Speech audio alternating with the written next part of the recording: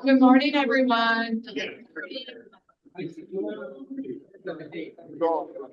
Everybody have a seat. If not, I do have some extra chairs, I think, out there, or we can grab some.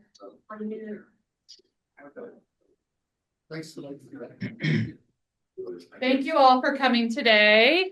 Okay, we'll go ahead and get started with the Pledge of Allegiance. I pledge allegiance to the flag of the United States of America and to the republic which stands one nation under God, indivisible, with liberty and justice for all. All right, and the four-way test of the things we think, say, or do. Is it true? Is it fair to all concerned? Goodwill and other friendships. All right, now I'm going to ask Kimra to come up. Please be seated. Yes.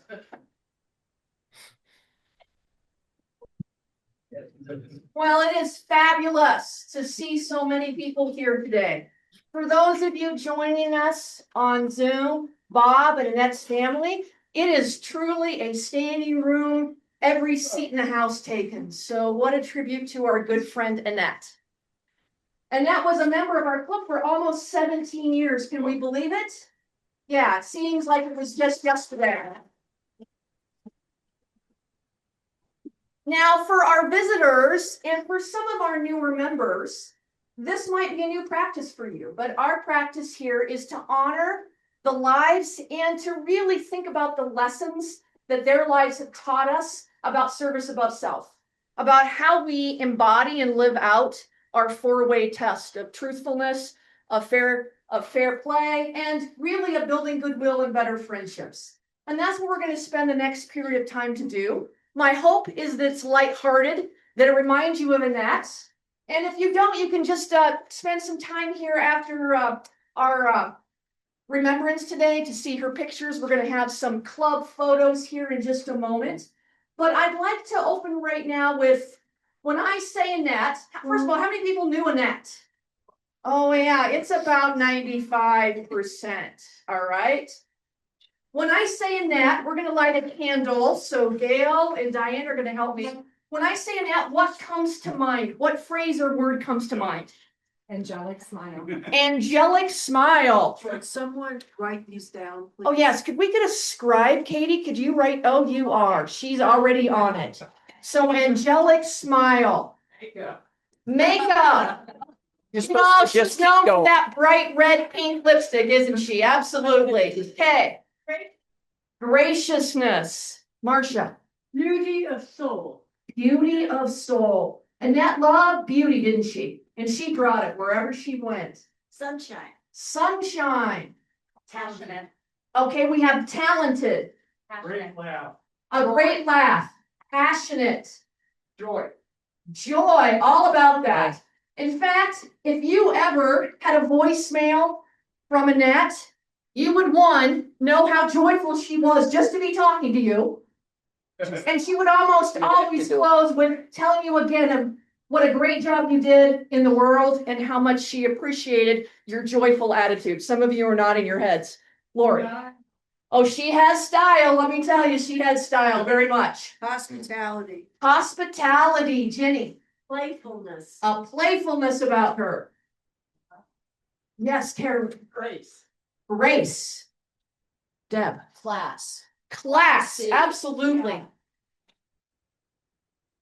Oh, we have one in the back? Barb. Oh, yes, Barb. Gracious warmth. A gracious warmth. A hospitality and a warmth that really lit up a room. Some of the things I remember of Annette is that she's always early. Did you have that experience too? Yeah, some of you are laughing. Though I hear from Bob, that was a trait she acquired later in life. Earlier in life, raising their 4 children, that wasn't something that he thought that she excelled in, but certainly it is now. I asked Annette this past summer, some mutual friends of ours were struggling, and I said, hey, Annette, what do you want to be known for? You know, say you're 100, Annette, what do you want to be known for at the end of your life? And she was very quick over lunch to tell me, I want to be known as a person of faith. I really want to be known as someone who builds good in the world through what I do. That was Annette's whole life.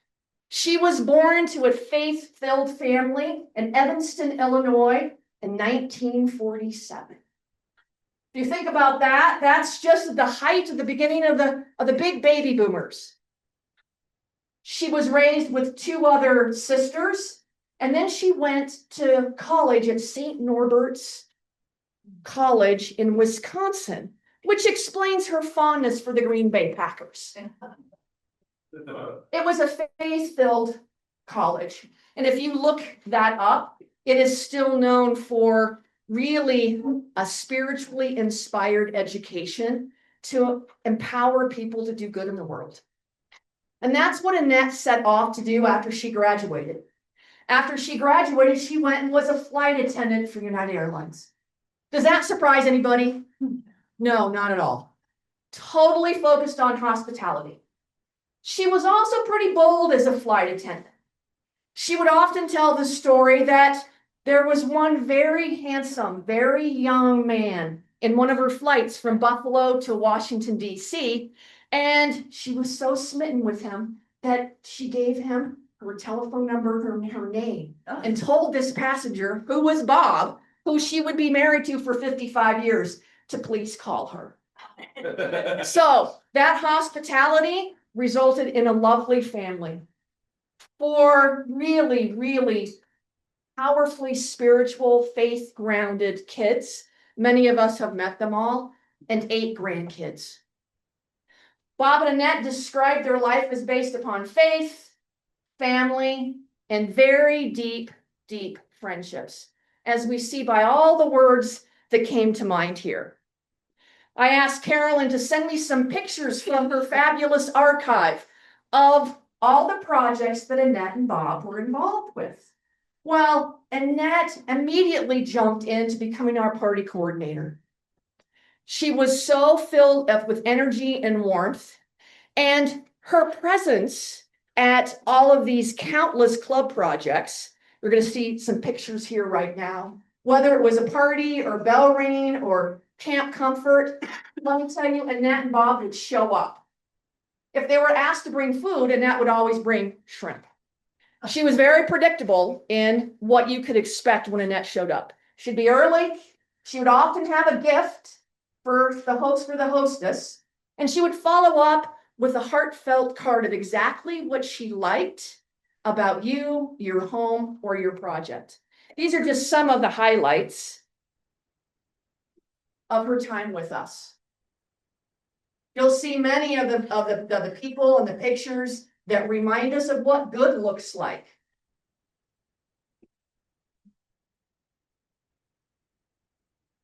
Whether it was a community event, a district conference, a dine around, Annette showed up and brought her light. Now, it was her positivity, though, that I think most of us really will dwell upon as far as the lessons learned. Throughout our service with Annette, some of us had the privilege of being a part of some projects that didn't go very well. You know, there was that fundraiser where we were hiking to the top of Bierstadt, and it was supposed to take 5 hours and it took 10. But there's Annette, because she was in charge of hospitality for that hike, waiting 10 hours for the last hiker to come off, greeting us with balloons and refreshments and all the great things and the beauty of the day. That positivity really reframed our entire experience. There was another function I remember when they were organizing the holiday party at the lake house. And our catering didn't go as planned. The turnover of the lake house didn't go as planned. The entertainment certainly didn't go as planned.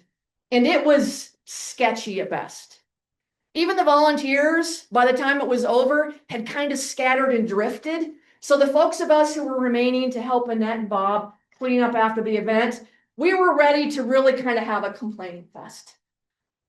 And Annette just pops up and she goes, "I'm just so grateful that we all together got to do this. Yeah, I'm grateful about that too, Annette.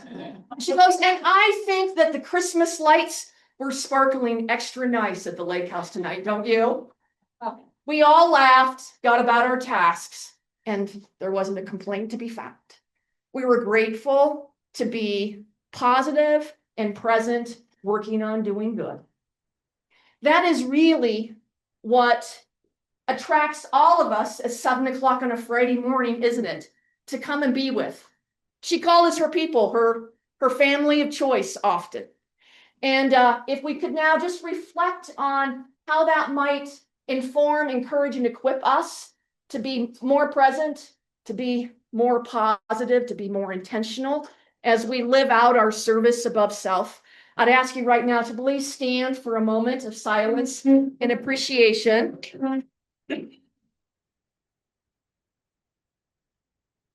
Of Annette and Annette's commitment to a life of faith.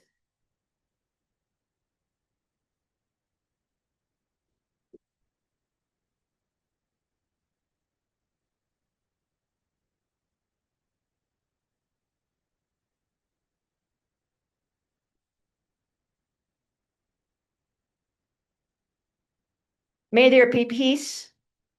May there be peace. May there be peace. Thank you.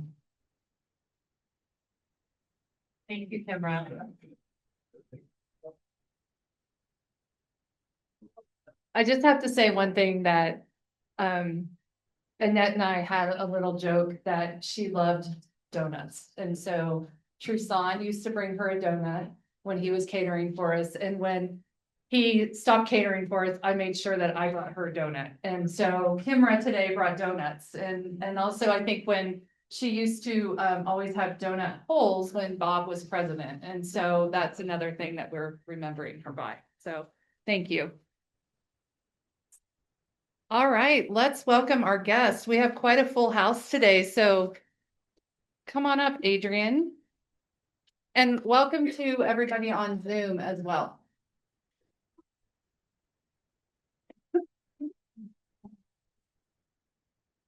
Right, we're so excited to have Amy Ridlin here.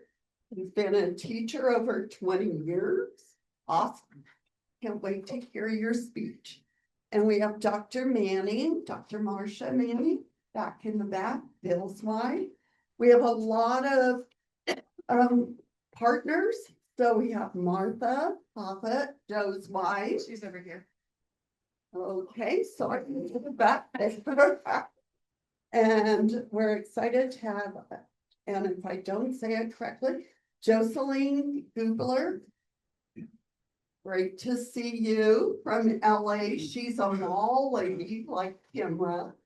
So very cool. We have Judy, Rocco's wife, so who might be joining, hopefully.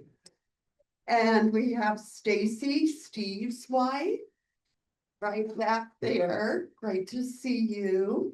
And of course, Randy, Kimra's husband, who used to be a member, I believe, more than once.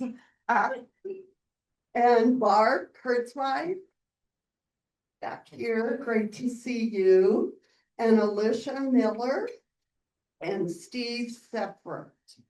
And from Aspen, who have applications in. So thank you, and thank you all so much for coming to kind of help. Thank you.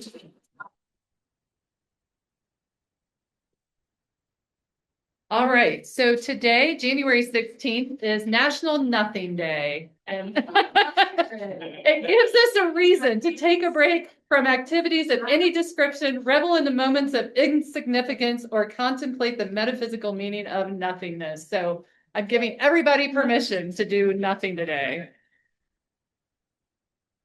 Okay, we have quite a few things going on between our club and the district. So January 16th, which is today, we have a Youth Services Committee meeting right after this meeting. Community Service meeting, January 21st. January 21st is also the Rotary Day at the Rodeo. I didn't put it on here because actually the signups have already closed. I don't know that you can still get? Still get tickets, but you may not sit with Rotary. Okay, thank you. ISC meeting, January 28th. The 30th, we are actually having our meeting at Center Stage. So we're gonna do a tour, get down in the back of Center Stage, and I don't know, maybe you guys will sing for us, Ann? So please do not come here. We will put it out in the notes again and probably text it out to that on that's the 30th. Next week, we do have a meeting here. We have a peace meeting on February 13th. Lucky Luau is March 13th. And then Kurt is planning the trip to Tanzania. So I wanted to put that on there because I know we're in the planning stages for that.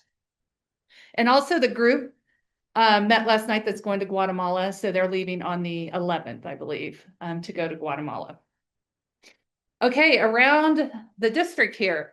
So Evergreen, or Mountain Foothills and Clear Creek 2000 both have ice melt projects going on, and we'll put the link, I sent it to you, Katie, the link in the notes, but if you guys want to participate in that, please do. And then Georgetown is also having a Lake Pond hockey tournament, February 13th through the 15th, and they're looking for volunteers. I think they do I don't know, they do the clock or something. So the link will also be in the notes. And then again, the pickleball tournament for Centennial and Denver Cherry Creek is the 31st. RISE, the servant leadership training, February 28th through March 28th, and the registration is open now. And then the Area 8 Social celebrating Ryla is on April 23rd. So lots going on. If you have any questions, I think Katie will get everything in the notes, but if not, you can always reach out to me.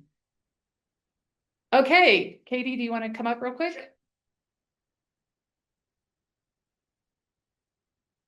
Sing a song for us, Katie. Yeah, we didn't have our ukuleles. Next time I want you to be in this outfit, Dan. Yeah, that's not happening. So yeah, I have some posters and they're getting revised because Lori said they're not perfect. They're good enough for me. But anyway, if you want to put some posters up anywhere in the public, they will have our event on it, where it is, when it is. We're going to have a DJ. There's going to be dancing. There's going to be a simulated surfboard. And I want to make clear that when you donate, because you can buy tickets, you can also donate. There is no amount that's too small. I think I scared some people when I said, hey, we've got some big donors. $100, $50, doesn't matter. So please donate and please sign up now. Get your tickets. Tell your friends, put these in public. Thank you. Can I ask a question? Sure. I went on the, sorry. I think I went online and I was looking and it said buy tickets, Yes. but I didn't see anywhere about donating. I'll put the link in the notes today. Okay. It's the same link and it's on the Okay. posters. It's the same link. Oh, okay. So if you scroll down, you'll see donate. Okay, But okay. I'll make sure it's in the notes. today. Okay, perfect, yeah. Thanks, Judy. Anybody else have any questions? Who gets the money from this event? So this is our big fundraiser that can go, it goes to the foundation, but everybody can say where they would like to put their money to. So is it community service? Is it Imagination Library? Is it international service? Is it youth services? Rotary Wildfire Ready. Let's see. I'll just keep going down. But you can let Katie know where you would like that money to go. There's a place on the page. Oh, there is a place on the page. Okay, yes. So please, I mean, we have a lot of projects that we do and we want you guys, your money going to what you believe in, what's in your heart. So, you know, please donate, go on the webpage if you have questions. Don't let it stop you if you can't find the link. We'll still take your money. Okay, we're gonna do Happy Bucks today. Let's see, Todd, you gonna help me? And don't forget, we have IOUs. If you don't, I don't have it with me, but you can tell me. So let's see, who has Happy Bucks today? And this, Happy Bucks is going to the luau or to the fundraiser too, this from now until then. I have 10 happy bucks for Annette, who helped me with parties in the past, and for Mindy and Lori and Erica and Jen, who continue to be wonderful help. And Matt has stepped up in a huge way. If you want to be named by Happy Bucks next week, come see me. I have stuff to do. Thank you, Kate. Over here. Yes, I have 20 happy bucks for my IOU from last week. where I forgot my wallet, well, I remembered it today, and it was my happy bucks for Mindy, our future district governor. Congratulations.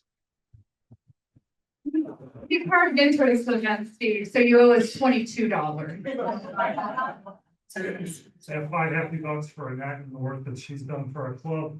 I had a happy dollar, I think, I don't know, I'm going to the Senate or going to the Capitol Day to testify about our wind event and the experience we had. That's always fun to be in front of all those people. Thanks for speaking up for the community, though. Yeah. I have a foundation donation in Annette's honor. In the meeting minutes today, you'll have a link to Annette's celebration of life details. It's going to be a memorial mass on the 30th, but all those details will be in there. One of the designated charities with which to donate is Camp Comfort. And I know our club is going to be donating $250 in Annette's memory to Camp Comfort. As well as folks can donate to our Rotary Club for the family to designate that donation to. So more details in that, but happy dollars for Annette's service and the faith and the joy that she brought my life. Great job, the 42 Cameron. Another one. I'm gonna cry. Sorry, I have $10 for. Oh my God, beautiful tribute to. Thank you, Marcia. Anyone else have happy bucks today? Yeah. Oh, Judy, Kent. Right. Oh, then we have Kent. Go ahead. It was also a memory of Annette, who I swear, in the last recent years of my life, was there for every transition of my life, be it beautiful or messy, and I just love her. That will always be great. I have $20 that I want to give for the trip that we've got coming up for the Guatemala Women's Indigenous Endowment Fund, and I'm really looking forward to seeing what's going on down there and meeting the women and the families and seeing the progress and the impact that we as a Rotary have. So, thank you. And I'm very jealous of you guys going because it's such a great trip, and I hope you guys have safe travels, and I'll be thinking of you the whole time you're watching. And also for mine, Camp Comfort and Annette and the life that she brought and the light she was bringing. Thank you. Right behind you, Todd. Oh, we have 3. Okay. Got a couple happy bucks, the New York Giants hired a new head coach. Yeah.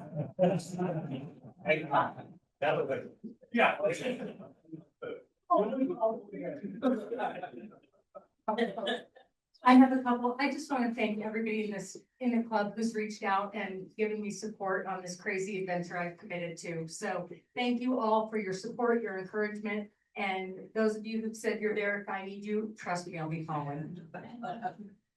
Oh.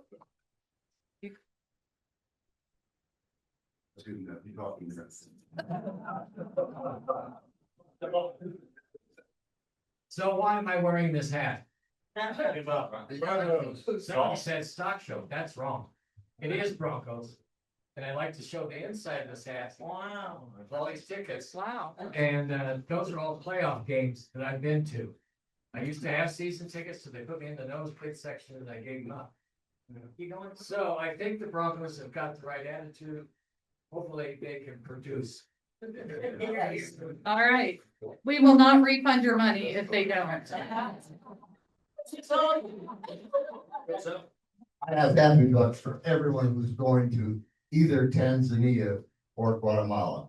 Having been to both to visit the places that we support and meeting all the wonderful people there, I encourage you to go if you haven't gone. So think about it if you haven't gone, whether it's to Tanzania or to Guatemala, very, very rewarding experience. Just one. Microphone. More money, okay, I'll get more money. I went to the Young Rotarians meeting yesterday, the first one of the year after the holiday. There were 20 kids there, really looked good. All right, anybody else today? Well, thank you guys. Let's go. Okay, we're gonna go to general announcements. Please come up. Please state your name and. Okay.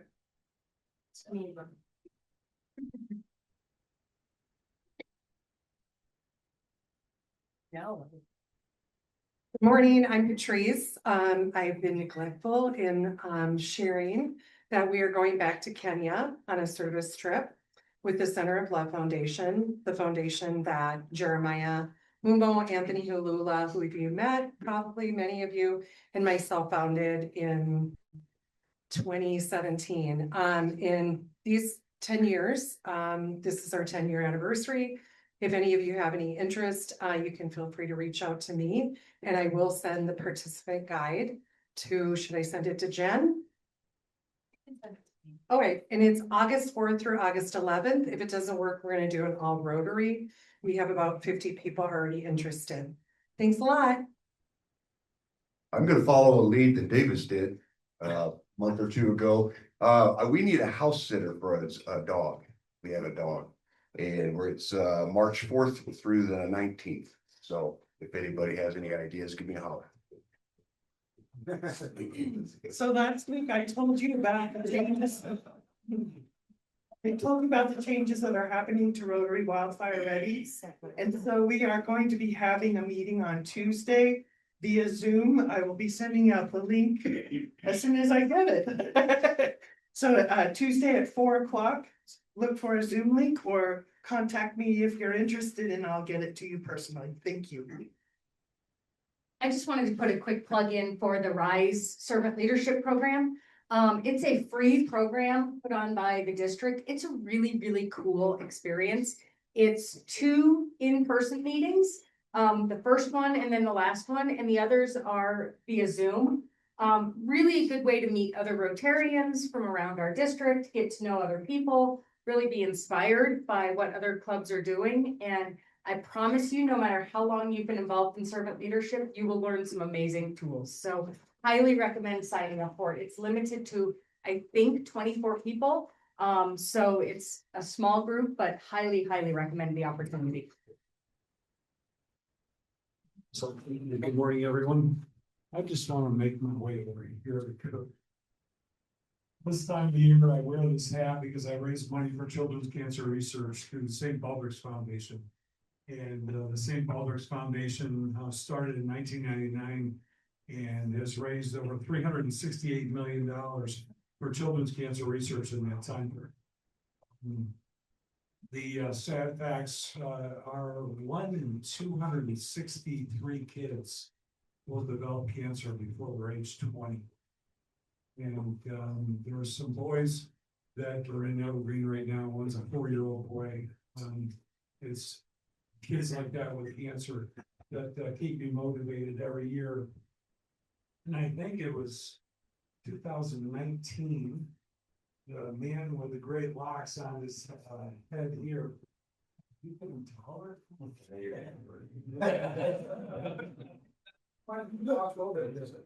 2019, Kurt shaved his head at the Wild Game. Beard, not head. Yeah, no head. No, just the beard. It was the beard. But the other thing that happened. Right. Microphone. Who's seen Annette Bradley with her hair down?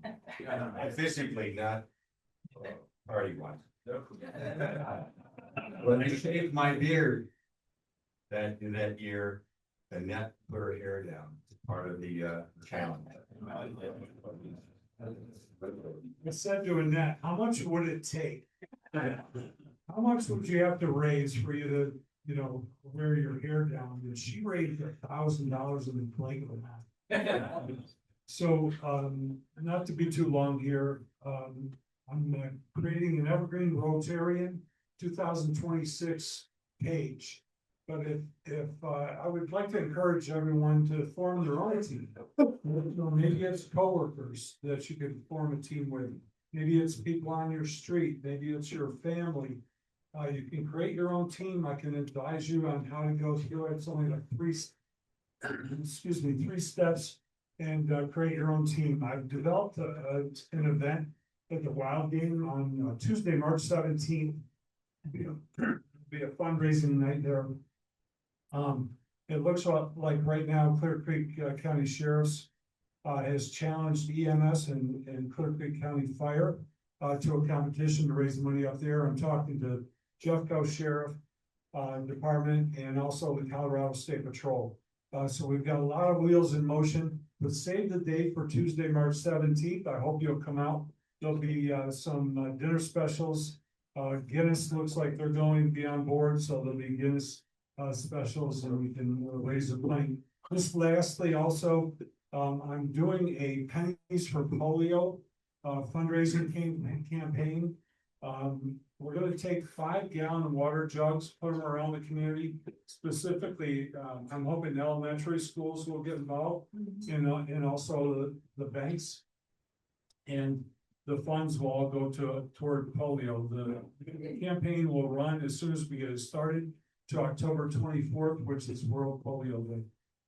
So there'll be more details on that to come too. How much hair do you have now? I've got a lot, and actually, when you do shave it off, I am looking for shavees.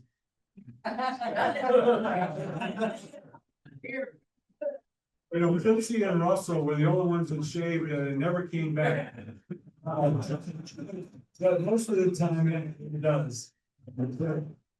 Actually, about 8 weeks after you shave bald, you're combing your hair again. But Mindy, I don't know if Kurt told you it's the real deal. And it's before you become district governor, you gotta shave. He started it, not me. Somebody in the club will step up and represent me in divorce court, because I think that's where I'm gonna come. Thank you, everyone. Hey, good morning, everybody. I heard that, Larry. I'm Dave Laughlin, and just wanted to come up real quickly and thank everybody who participated in the Salvation bell ringing up here in November and December. It was a lot of fun. I think the weather held out, maybe a few days where it was a little windy. But I think we raised about 3,500, but meeting with the Salvation Army board here coming up and getting real accurate numbers for that. But I just wanted to thank everybody, and we were down a little bit in revenue from last year, as was King Soopers and Safeway. But we will just double our efforts and really get out there next year with that. Thanks.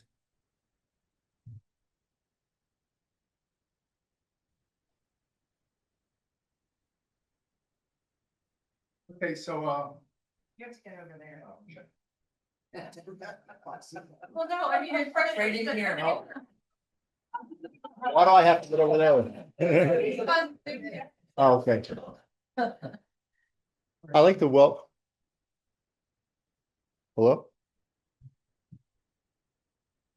Hello? Okay. I'd like to welcome Christine Relich. She's here to talk about dyslexia and how to work with the students, family, and friends to help address, to improve their reading skills. Christine was a teacher for 25 years in Jefferson County and at the Vertical Skills Academy here in Evergreen. She is very passionate that every student can learn to read and actually develop a passion for reading. She was a founder of the Jeffco Kids, an advocacy group for both students and parents and families. And she's going to talk a little bit about, what you can do as parents, grandparents, friends to help students become, avid readers. What she's going to do today is she's going to run a simulation so you can actually feel what it's like to have dyslexia, what you can do about it, and what are the resources available to you. So Christine? Yeah, she's my wife as well for like 40 years. I've got to tell one dyslexia joke, so she hates us. What do you call agnostic? Oh, wait, agnostic dyslexic with insomnia. Amanda stays up all night wondering if there's a dog. She hates that. It's not his best. All right, I'm Christine Reedland. I do simulations in the district as well as other places in the state. My simulations run 2 to 4 hours. So we're just going to do a really brief overview with one simulation. So I am a member of Jeffco Kid. I'll have the QR code at the end. It's a Facebook group that could show that you could go and post questions to. Russ, how do I get, okay, there we go. All right, just a brief overview and I may cut it off short.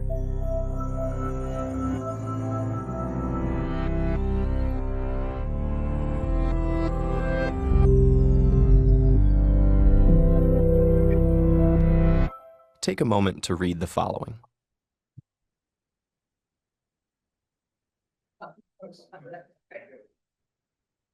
How was that? Frustrating? Slow? What were those sentences about? They're actually a simulation of the experience of dyslexia, designed to make you decode each word. Those with dyslexia experience that laborious pace every time they read. When most people think of dyslexia, they think of seeing letters and words backwards, like seeing B as D and vice versa. Or they might think people with dyslexia see saw as was. The truth is, people with dyslexia see things the same way as everyone else. Dyslexia is caused by a phonological processing problem, meaning people affected by it have trouble not with seeing language, but with manipulating it. For example, if you heard the word cat and then someone asked you, remove the C, what word would you have left? At. This can be difficult for those with dyslexia. Given a word in isolation like fantastic, students with dyslexia need to break the word into parts to read it. Fan, tas, tick. Time spent decoding makes it hard to keep up with peers and gain sufficient comprehension. Spelling words phonetically like S-T-I-K for stick and F-R-E-N-S for friends is also common. These difficulties are more widespread and varied than commonly imagined. Dyslexia affects up to 1 in 5 people.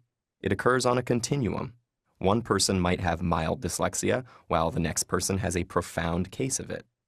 Dyslexia also runs in families. It's common to see one family member who has trouble spelling, while another family member has severe difficulty decoding even one-syllable words like catch. The continuum and distribution of dyslexia suggest a broader principle to bear in mind as we look at how the brains of those with dyslexia process language.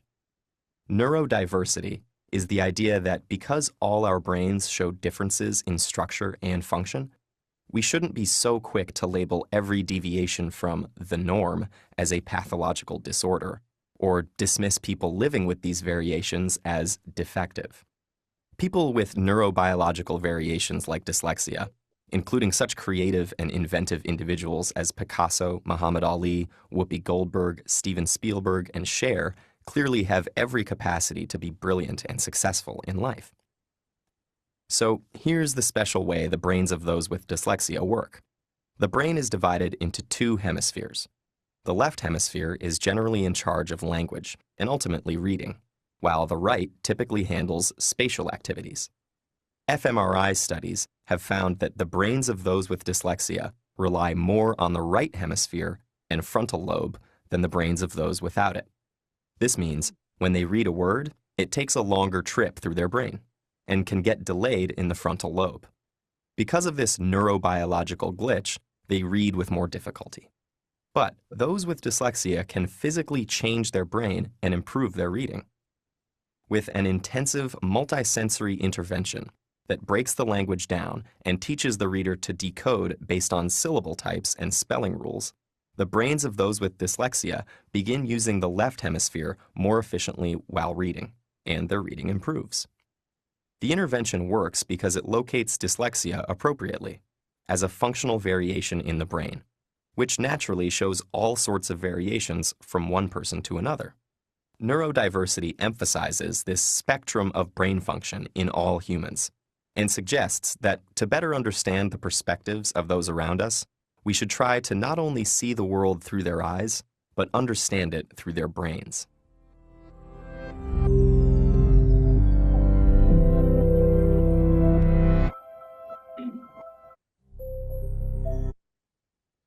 Okay, there we go. In the simplest terms, I worked for a woman named Joyce Bilgrave. Dys means trouble and lexia means words. So really dyslexia is trouble with words and their meanings. It affects 1 in 5 people. Raise your hand if you know you are dyslexic.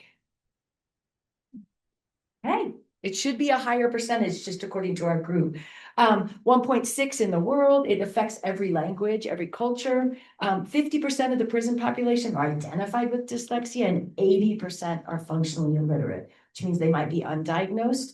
And that's that prison to pipeline, that pipeline to prison scenario. 50% of students in Jefferson County read proficiently. And to me, that is tragic. We should be at 80 or 90%.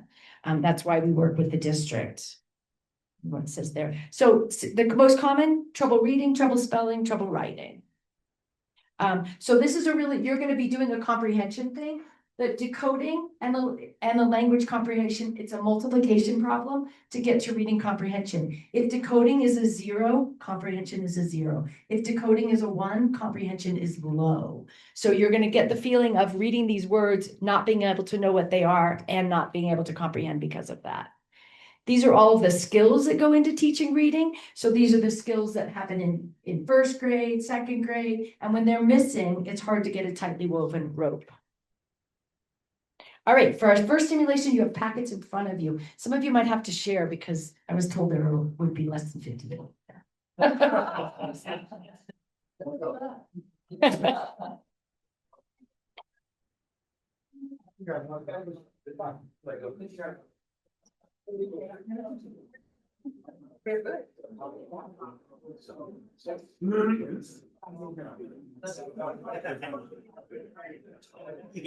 Okay, for this simulation, you have an article in front of you and some of the letters have been changed. So when you hit, it might be an A or an I, it might be an L or an O. You have the key on the top of each paragraph. It does change after a while. I typically give 3 minutes, but I'm going to give 2.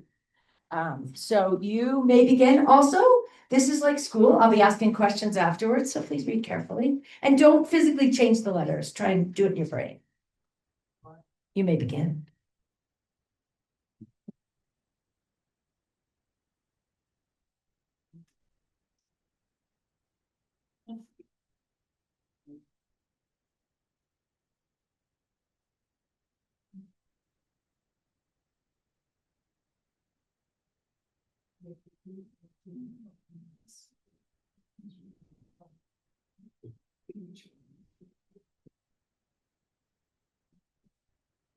How much time does it have that?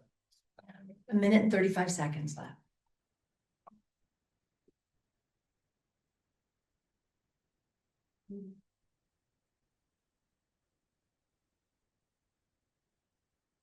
I don't want to say anything, but Rita's kind of given up. She's kind of throwing her paper on the side.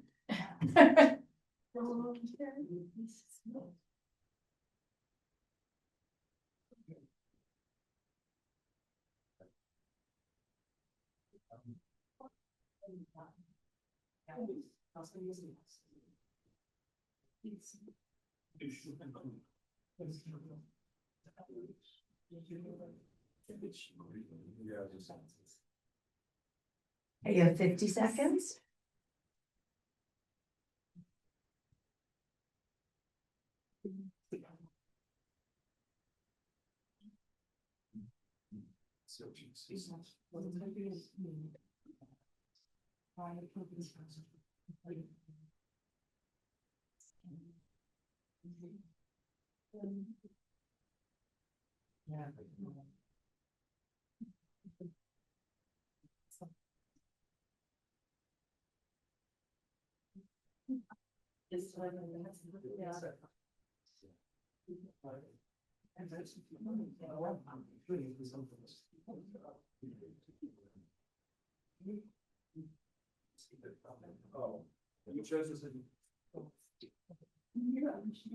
And that is time.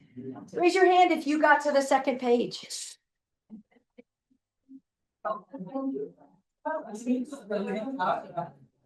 Yeah. That's pretty good. Then Katie, tell us what was the main topic of this article. Remember, the only reason to read is to comprehend. So otherwise it's word calling. So when you're reading to understand what you're reading. So what was the main topic?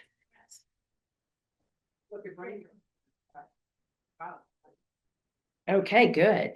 Let's see, I'm gonna call on somebody else. Judy. How does stress negatively affect you?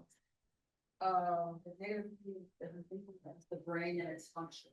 Nice, you guys are good readers. According to this article, is the only way of relieving stress through medicine. Eric? Eric, you had the same amount of time as everyone else. Did you not read it? Sure.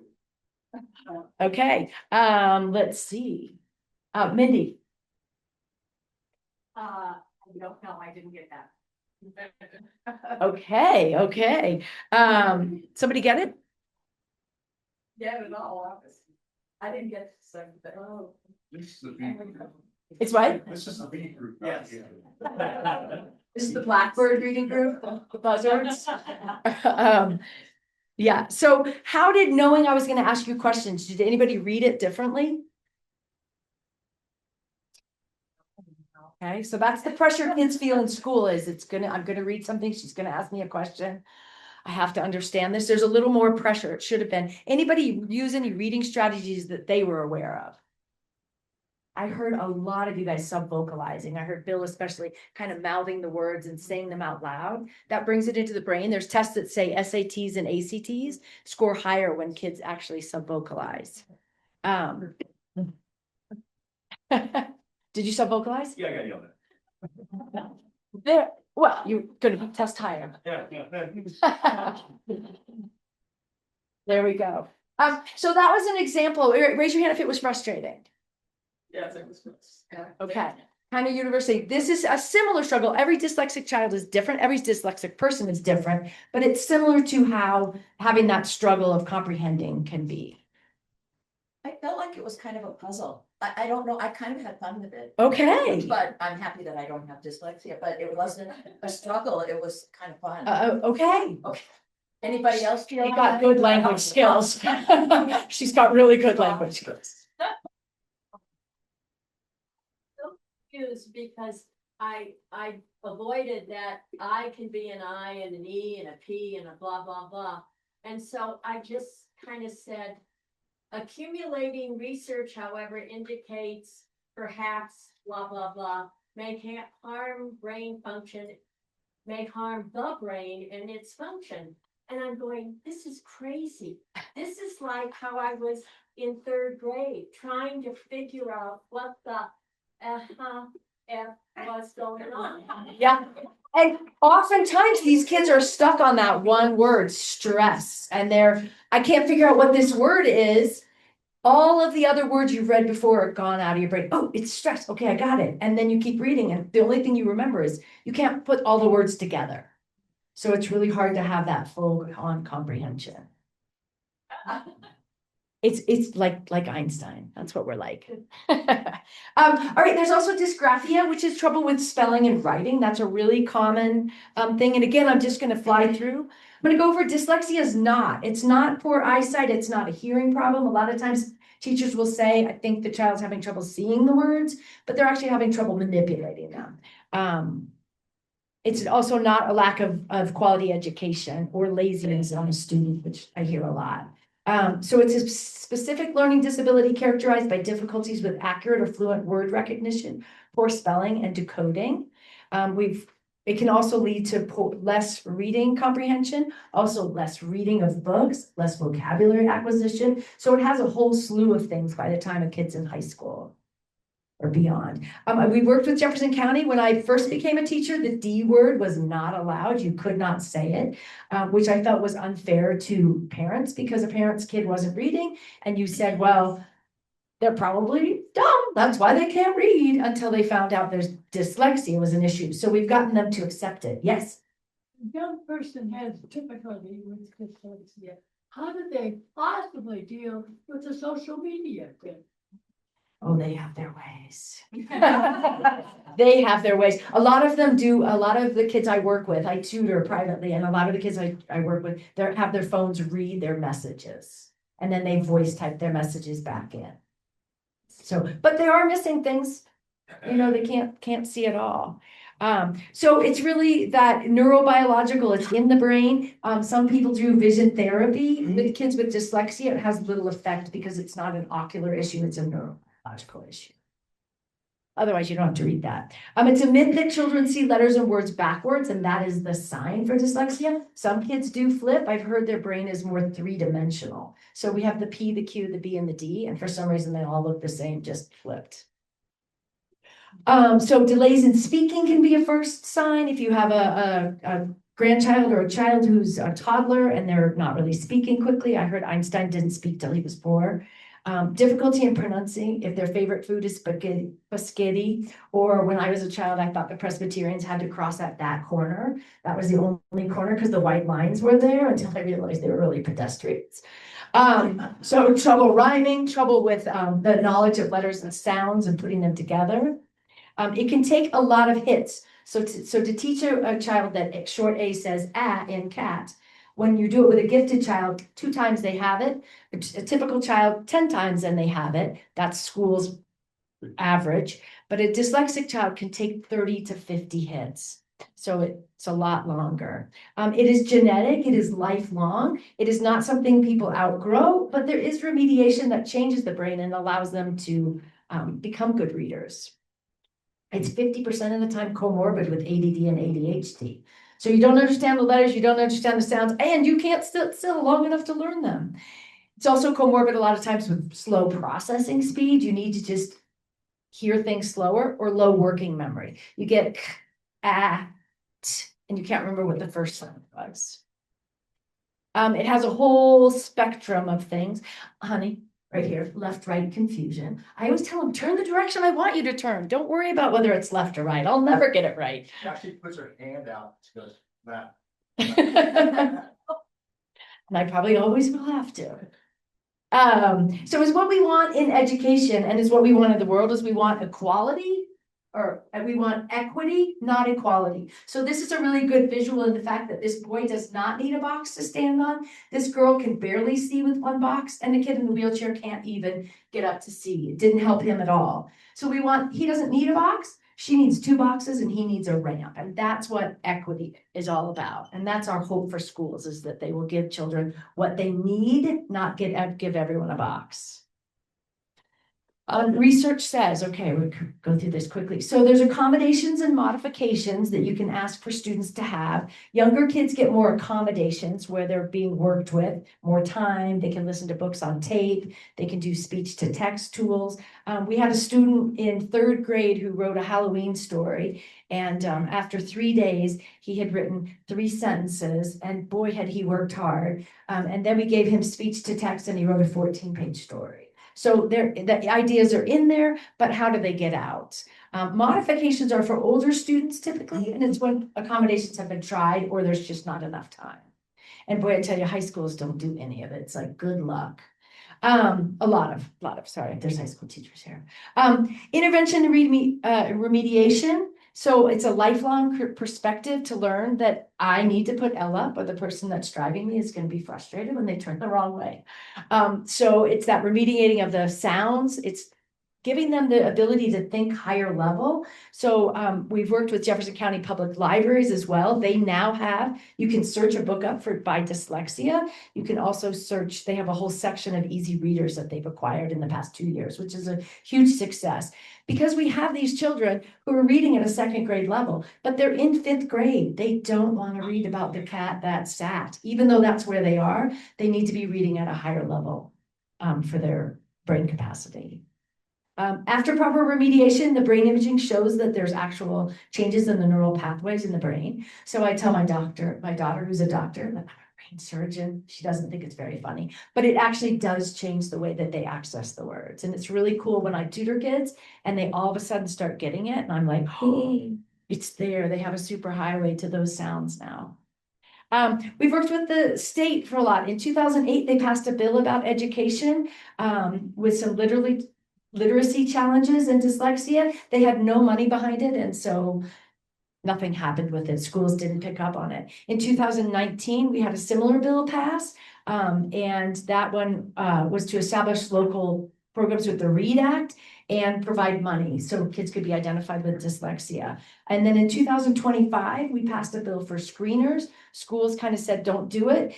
So there's a 3-year hiatus in 2027, 28, they'll do it. We worked with Jefferson County and said, hey, you know, we asked them to do it and they said, I don't think so. That's a lot of work. That's a lot of money. And we're like, okay, we'll go to the state. We went to the state passed it. We said, hey, Jefferson County, we could be ahead of the curve. We could do it now. This year they did the testing. So Jefferson County will be one of the first schools to be doing that. So my belief is, and Sally Shaywood's belief, and I believe Jody Dotson's belief is all children can learn to read. So if they're taught the right way. Do we have this for Banco? Oh, here we go. All right, this is just the happiness of it. Ladies and gentlemen, I'd like to have a chat to you about dyslexia. Anyone be interested in having a dyslexic baby? What the hell kind of a question is that? World's first dyslexic sperm bank. Open today.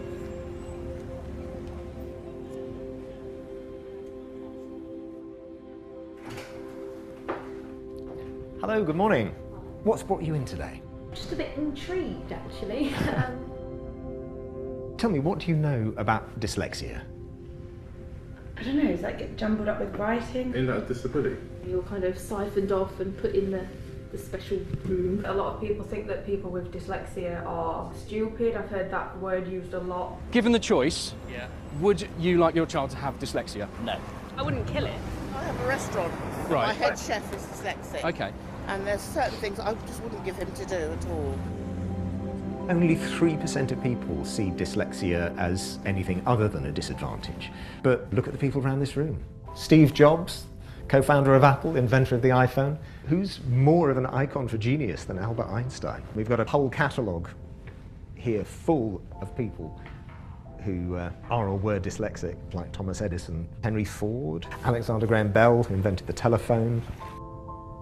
Dyslexics have a difference in their brains that makes them literally see the world a bit differently. Got a lot of good-looking ones. Love. Slightly jealous. Did you know that 40% of self-made millionaires are dyslexic? Say that again. What? That's amazing. It hasn't held any of them back. And the value of these individuals and their contribution to all areas is just really encouraging. And all of these dynamic achievers need to be given up as positive examples. It does not need to be a barrier to achievement. If you were thinking about how most people see dyslexia, what words do you think people would use to describe them? At a disadvantage. But by the sounds of it, they're not.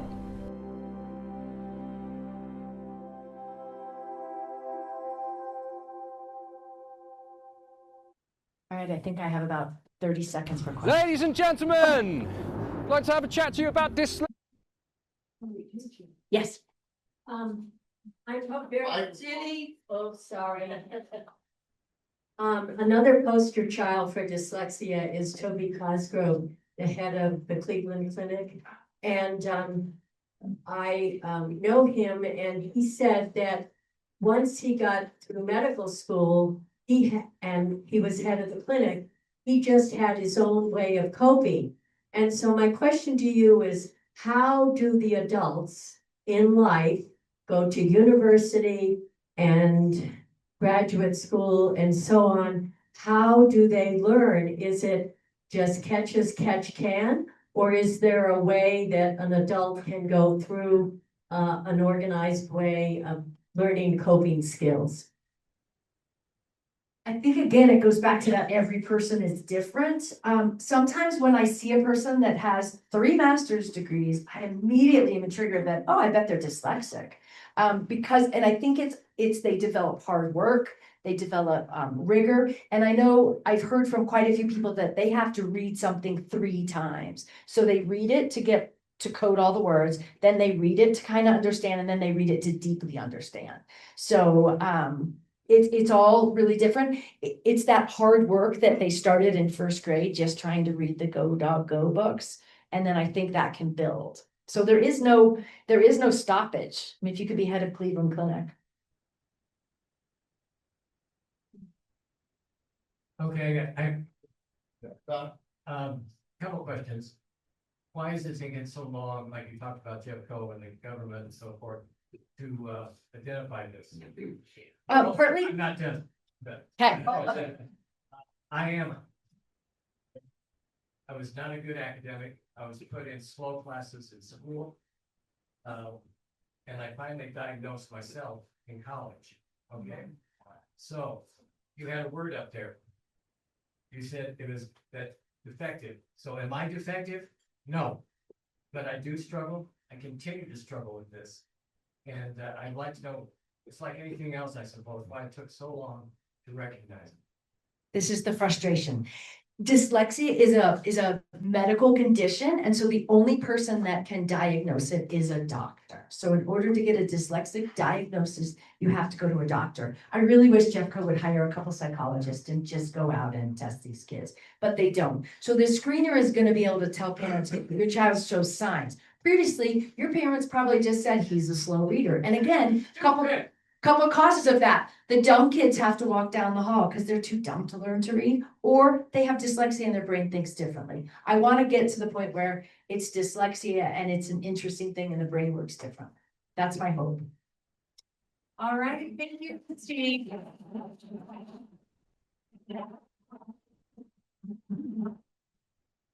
In honor of you being here today, we are trying to eradicate polio through Rotary, and so we'll donate 60 vials of oh my gosh, vaccine, thank you, in your name. So thank you so much. Thank you. All right, you guys. Oh, there it is. Let's keep Bob in our thoughts and prayers, please, and let's go out. Oh, I'm sorry. Well, actually, because you talked about the day being Do Nothing Day. Yes. All right. In 1976, 50 years ago, the Episcopal Church revised the Book of Common Prayer and added prayers for a sick person recovering. And one of the petitions is this: and if I am to do nothing, let me do it gallantly. So remembering Annette and going out as Rotarians, do nothing today gallantly. Thank you so much.